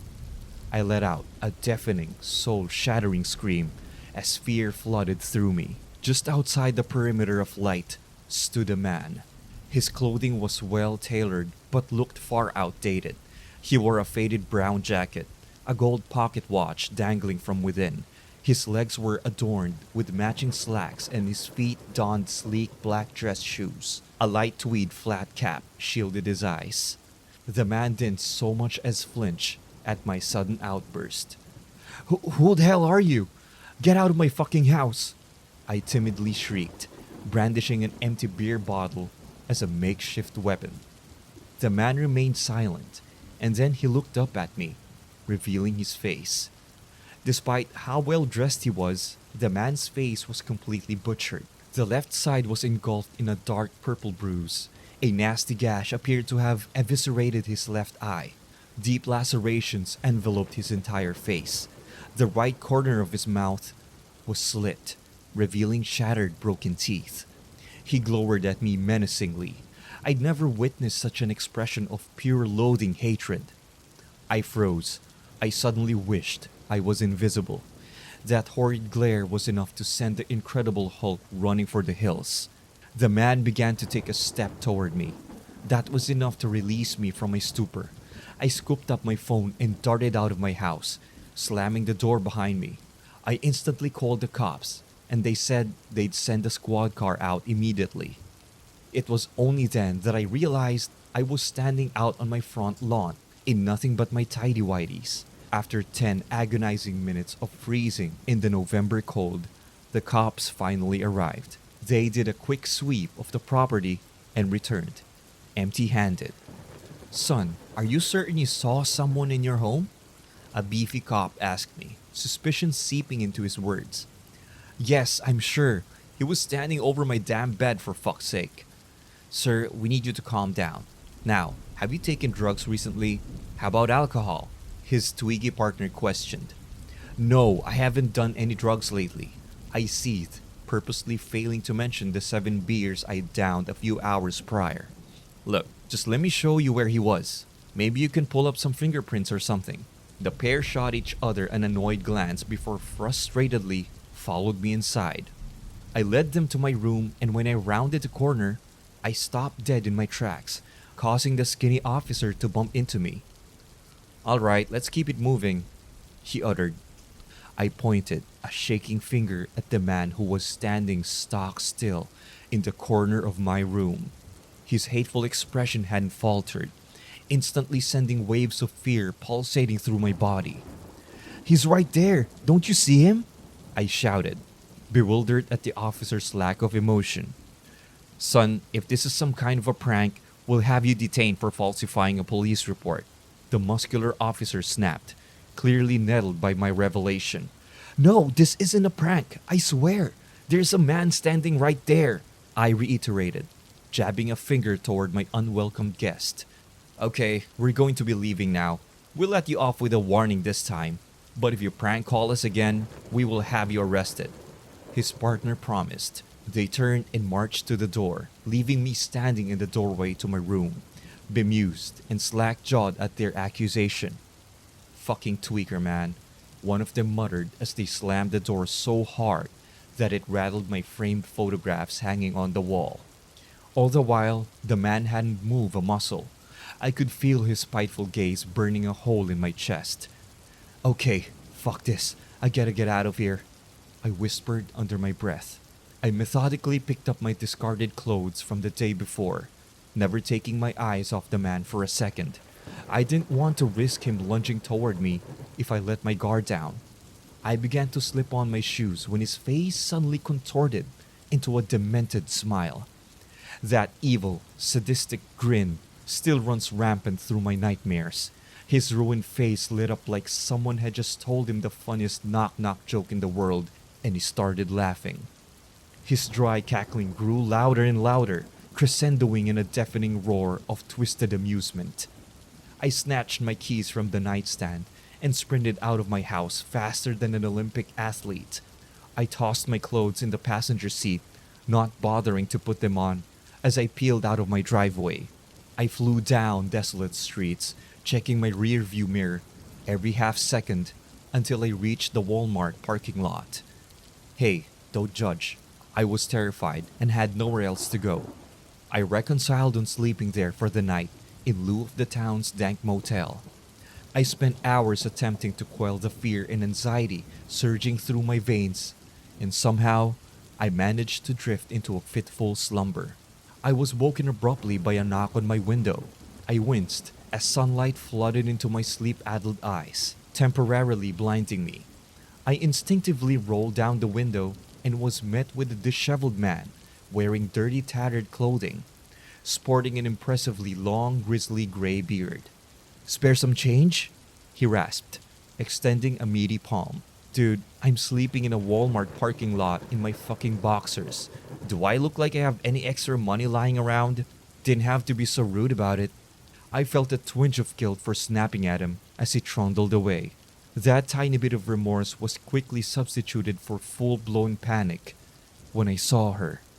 About 50 yards away stood a woman. She was drenched head to toe in blood, and her appendages were bent at weird angles. Her arms were twisted outward and extended forward like she was ready to embrace me in a mortifying hug. Her knees buckled inward, barely supporting her emaciated body. And that face.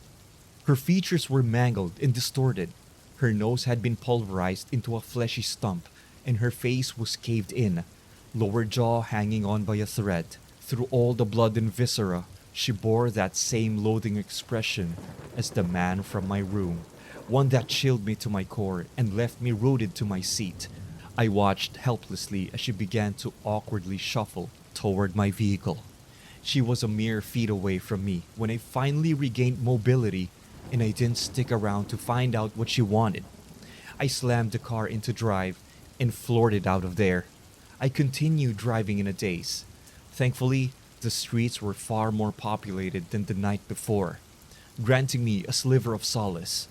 I knew I had to get to the bottom of this. I called Sam. He picked up on my third try. Sam, what the fuck did you get us into? I'm seeing freaking dead people everywhere. What kind of curse did you put on us? I furiously screamed, a cocktail of emotions overwhelming me.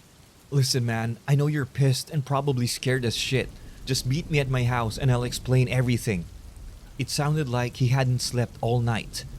You've got a lot of explaining to do, I raged, hanging up on him.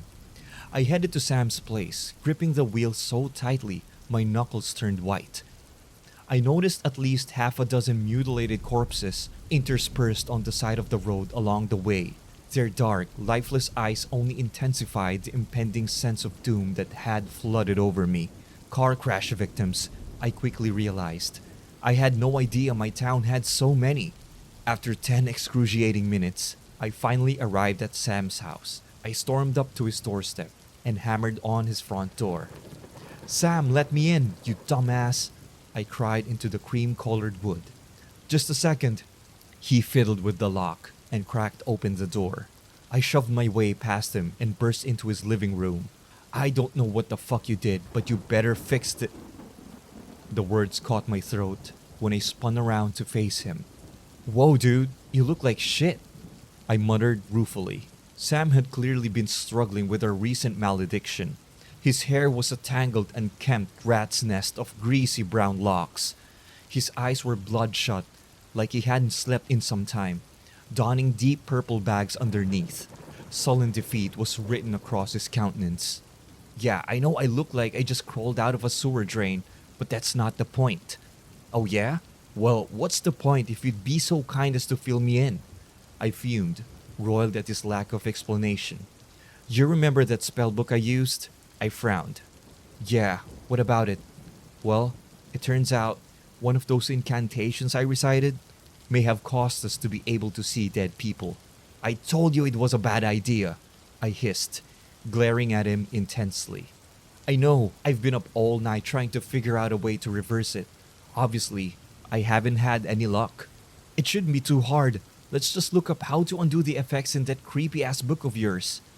Yeah, well, here's the thing about that book. I got it from some old hippie lady and, she said it's one of a kind and what? I'm listening. What he said next filled my soul with dread. And I thought it would break the spell, so I burned it. The title of this next story is, Am I a Bad Person for Abandoning My Friend in the Woods? Okay, before you tell me that, yes, of course I am. I feel like I should give you some background of what happened before I ran from that place, not even bothering to look back. So, please, just hear my side of the story, although it's not like she could tell you hers. My friend Sadie was really into urban exploration, and I'm really into hiking. When she told me she'd heard from a coworker about this old building deep in the woods, and they swore it was absolutely amazing, and you have to see it to believe it. Well, it sounded like the perfect trip for us. I was patient and helped guide her as we hiked up the steep hills, navigated narrow ledges, and took shortcuts through streams. The same way she was patient with me when I took only one look at the exterior of the abandoned church before firmly declaring, "Nope." The building, or least where it stood, had been visible even far in the distance because it was a dark patch amongst the color of the fall foliage. At the time, I felt something sinister about it. Tall trees had grown up from inside the church itself, since there was no roof to constrain them.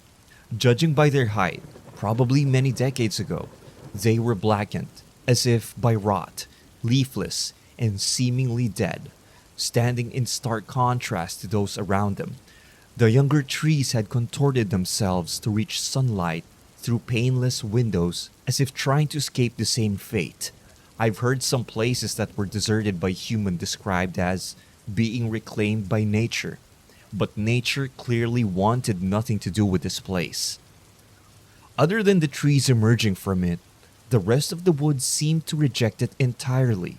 Dead grass flanked the outside, and despite the mass of vines creeping up the trees we had walked by on our way here, none had as so much as touched the stone walls of the church. It was as if they too knew to leave it well alone. From the moment I saw the exterior, I had second thoughts, but Sadie wasn't even remotely dissuaded. She only managed to convince me to go in after I pointed out what looked like to be the bones of a small animal near the bottom of rotting wooden stairs, and she'd lightly said, "I'd hate to be outside with whatever did that." Even then, I had stared up at the building for long after she had entered debating, before I worked up the nerve to actually go inside. From the moment I passed the threshold, I felt a chill, despite my coat having been too warm on me just moments before. The smell of damp leaves and soil mixed with decay hit me as I walked in and was almost unbearable. Something crunched hard under my boot that had been hidden under the leaves. More small and brittle bones. From the look of it, I thought I could see bits of larger ones tucked away, swept under pews. The ill-looking trees had grown up and around the rotting remains of wooden pews, which had forced them into perfectly spaced parallel rows. It made me uneasy, made the scene all the more disorienting. I hovered near the entry, afraid to stray too far from the light seeping in through the door. Despite no roof to block it out, far too little sunlight made it into the building for my liking. I walked around and observed the splintered pews, some with faded and warped hymnals lying open and waterlogged from the recent rain, and was surprised that the once beautiful books were simply left there to ruin. It almost looked as if everyone had walked out during what was to be the church's final service and never returned. I didn't want to be alone and called out for Sadie.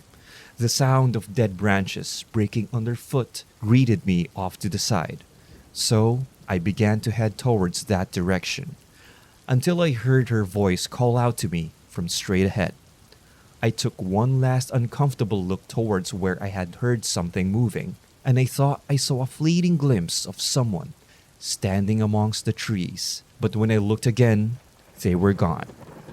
That was more than enough encouragement for me to speed up, and I broke into a little run towards the sound of her voice, continuing through the unnaturally spaced trees.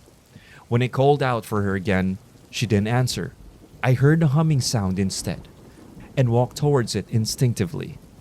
I eventually made it to the front, but there was no sign of her. The humming was louder now. I was closer.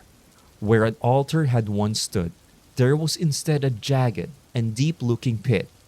I walked around it, careful not to fall in.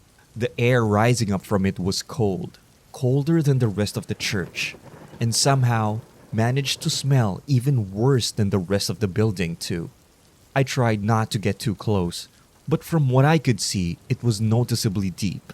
I couldn't see the bottom. I realized that the humming I heard was the sound of an endless swarm of flies, circling around and coming from within the deep hole itself, more than I had ever seen at one time before. I froze when I spotted her glasses on the ground, several feet away. One thick lens had popped out, and the other was deeply cracked beyond repair. "Sadie?" I shouted, panicked. For a long moment, the buzzing of flies was the only response, so when she finally spoke, I nearly jumped. "I'm here! We're all here! We never left!" She whispered behind me. Her voice echoed, sounded hoarse, as if with disuse. She was crawling out of that awful hole, scrabbling at the dark and hardened dirt along the edges. I immediately ran to her so I could help her the rest of the way out, even though she seemed to struggle against me and almost pulled me down there with her.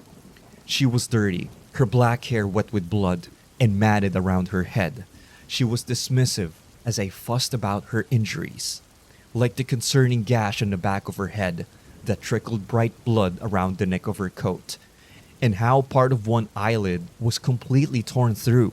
She had scratches all over her face, with the deepest of gashes concentrated around her eyes. I tried handing her what remained of her glasses, knowing how nearsighted she was, and hoping that one lens I was able to sort of put back in would help.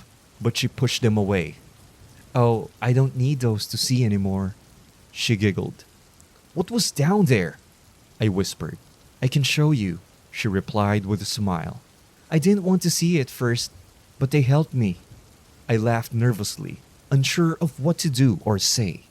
I had wondered at the time if she had a concussion.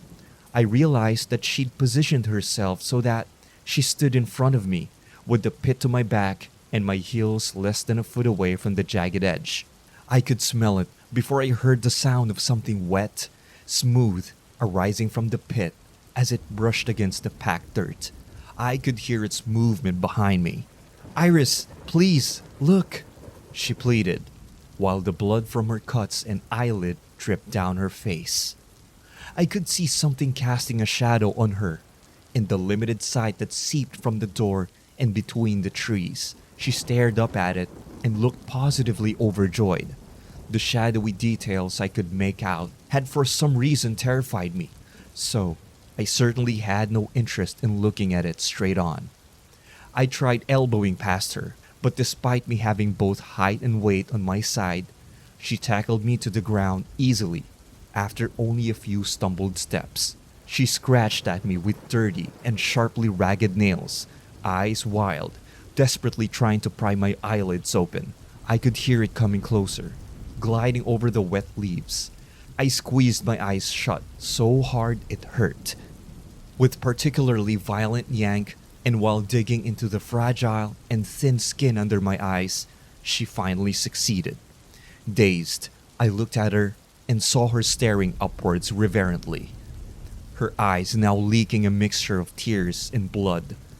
Subconsciously, my gaze had followed hers.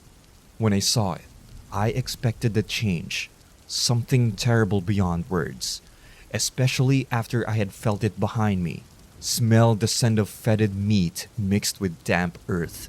But it was beautiful. It had been here as long as the rivers, craggy rocks, and rolling hills themselves. I realized how foolish I'd been to be afraid. I think you'll agree once you see it. I tried not to be too resentful that Sadie got to stay, that she got to become an unending part of the congregation under the ground, while I had to leave, while I had to taking off running towards the car and head home alone. In fact, I believe she was incredibly lucky in being able to stay, while I was told that someone needed to go to help others see before I can return. I'm not a bad person for leaving her there, am I? The title of this next story is Why I'll Never Go Back to the Dark Web. Back in 2019, right at the beginning of COVID, I became quite isolated from family and friends. It suited me at the beginning, but little did I know that my curiosity would forever scar me mentally. I would often upload YouTube videos of myself browsing the dark web for fun.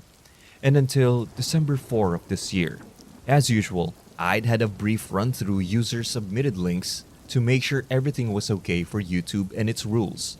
I must have been about 45 links down when I clicked it. The link opened a new tab, and a video began to play. I could see one person lying on a bed and another one hooded and masked standing over the top of him on the right side of the bed. And that's when he proceeded to stab the person laying down over and over again. At first, it didn't really faze me. I've seen videos like this before. I thought until the person finished stabbing the body, got up, and then began to cut through the meat around the arms and legs. The bed now covered in blood, and the hooded, masked man showing each body part to the camera. I sat through the first 7 minutes thinking to myself, this is a disturbing video to say the least, until I realized that it wasn't just a pre recorded video. It was actually a live stream. And just as the masked man finished his work, he stopped and walked towards the camera, reaching into his pocket and placing it directly in front of the camera. You're next. The panic set in and I jumped back from my laptop. That's when I realized my camera was on. The screen went black and my name, address, and telephone number in big white letters flashed on the screen. I quickly pressed the power button, but it did nothing. I slammed my laptop shut, turned it over, and ripped the battery out. In my panic, I actually destroyed the laptop, which was stupid, but I wanted that to be the end of it. A few weeks had gone by, and even though I was paranoid beyond belief, I thought it was probably just someone messing around. I was heading out to the shop just down the road when I bumped into someone. I felt a sharp prick on my hand as we collided, thinking nothing of it. I continued towards the shop until my legs began to buckle from under me. I knew what had happened. I'd been spiked when we bumped into each other. Everything around me started to go black. I tried fighting the drug, but the drug finally took over, and I collapsed in the street. I thought I was done for, until I woke up in a hospital a few hours later. Dazed and confused, panic set in, and the doctors had to restrain me until I calmed down. They told me I'd been given some drug to knock me out and proceeded to give me my stuff back. There was a note that read, "Never come back to the dark web. This is your one and only warning." Ever since that day, I've stayed clear of the dark web, but even now, I still feel as though I'm being watched. The title of this next story is Nanny Lily Saved Me.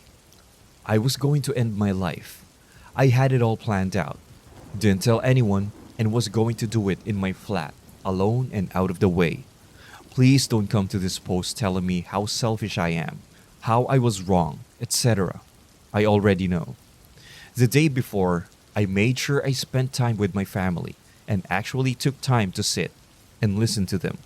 I went to bed with the thought and mindset of it being my last night, and in the morning, I was going to take all the tablets I've been saving up and turn my phone off. I had a very, very weird dream. In the dream, I woke up and I was on the sofa at my nan's old house. My nan died when I was 13, by the way. I woke up and she was sat next to me having her cup of tea on the pull-out wooden tray that she always had. Her dog Lulu that died a few months after her was by my feet and looked up at me. I was in shock. Nanny Lily is what I called her, and I even rubbed my eyes and she was still there. Savannah, I know what you're planning, and I'm disappointed to say the least. We aren't ready for you yet. You will always have a place here with us, but you need to carry on. You have so much to live for. If you do this, then there's no turning back. I apologized and said that it just hurts, and she just extended her arms and we hugged for what felt like a lifetime. We talked about a few more things. Suddenly, she told me that I needed to go and she will always watch over me. I woke up abruptly in bed and honestly, I started crying. I cried and sobbed because I so badly wanted to be with my nan. I sobbed because I let her down, and I felt like even more of a failure that my plans were fooled. Somehow, she knew. I obviously didn't kill myself then. I womaned up. And now, I'm married and have the most gorgeous baby ever. I believe Nanny Lily was there for me in my darkest hour, and I'm glad I didn't go through with it. The title of this next story is Creepy Couple in the Grocery Store Parking Lot. I stopped quickly at Safeway on the way home from work. As I was walking back to my car, I saw a couple walking a fluffy white husky dog, a big dog, and in my head, I marveled at how fluffy the dog was. I love dogs. I got to my car and I was climbing in. I heard a female voice say something unintelligible. I glanced around, saw the guy who had his dog standing behind the car next to me, which struck me as odd and a little disconcerting. I hit the door lock button immediately. I started my car, and as I did, I noticed a girl standing on my passenger side, peering into my window, her mouth moving, but I couldn't hear what she was saying. She clearly wanted me to roll down the window. Oh, fuck no. Nope, nah. Hell to the fucking no. Not a chance in hell. I've watched way too many true crime shows to even consider this. Do you know how many women go missing from grocery store parking lots? Neither do I. But based on what I've watched, a whole fucking lot. I made my eye contact for a half second, shook my head sternly, and put my car into gear. I reversed out of the spot, careful not to hit her, but while also completely ignoring her. As she got more and more distraught, waving her arms and flailing at my car, she was wearing pajamas from what I could see, and getting more and more upset at me ignoring her. Her partner remained in the shadows with the dog, seemingly unaware that I had already clocked him and was watching him too. There was a tiny part of my brain asking, what if she needed help? A much bigger part of my brain, nope. If they need help, they can go into the store and ask them to call 911. Also, there were two of them, and only one of me. I'm outnumbered, plus they have a huge dog. Why the fuck would they ask a small, young, lone woman in the parking lot for help unless they had nefarious intentions? My mind went to drugs. Maybe? Or God, trafficking? I'm almost certain they would be asking for money, or a ride somewhere, even more sketchy, or some form of assistance. And nah. I am under no obligation to help anyone, especially a stranger. Also, you know what? I have helped plenty of people today. I have helped people under careful, cautious observation. I work as a caregiver in a nursing home. If you're approaching a single young woman in a dark parking lot at 10:30 at night, I owe you absolutely nothing. Fuck off. Mama ain't raised no fool. Anyways, reminder to trust your gut. Read The Gift of Fear by Gavin DeBecker. Set up boundaries with people and hold strong to those boundaries. Be rude if it means keeping yourself safe. Stay sexy, and don't get murdered, my friends. If you enjoyed those horror stories, feel free to hit that like button, subscribe if you haven't already, and click one of the videos here if you want more horror stories like that. And as usual, I'll see you again next time.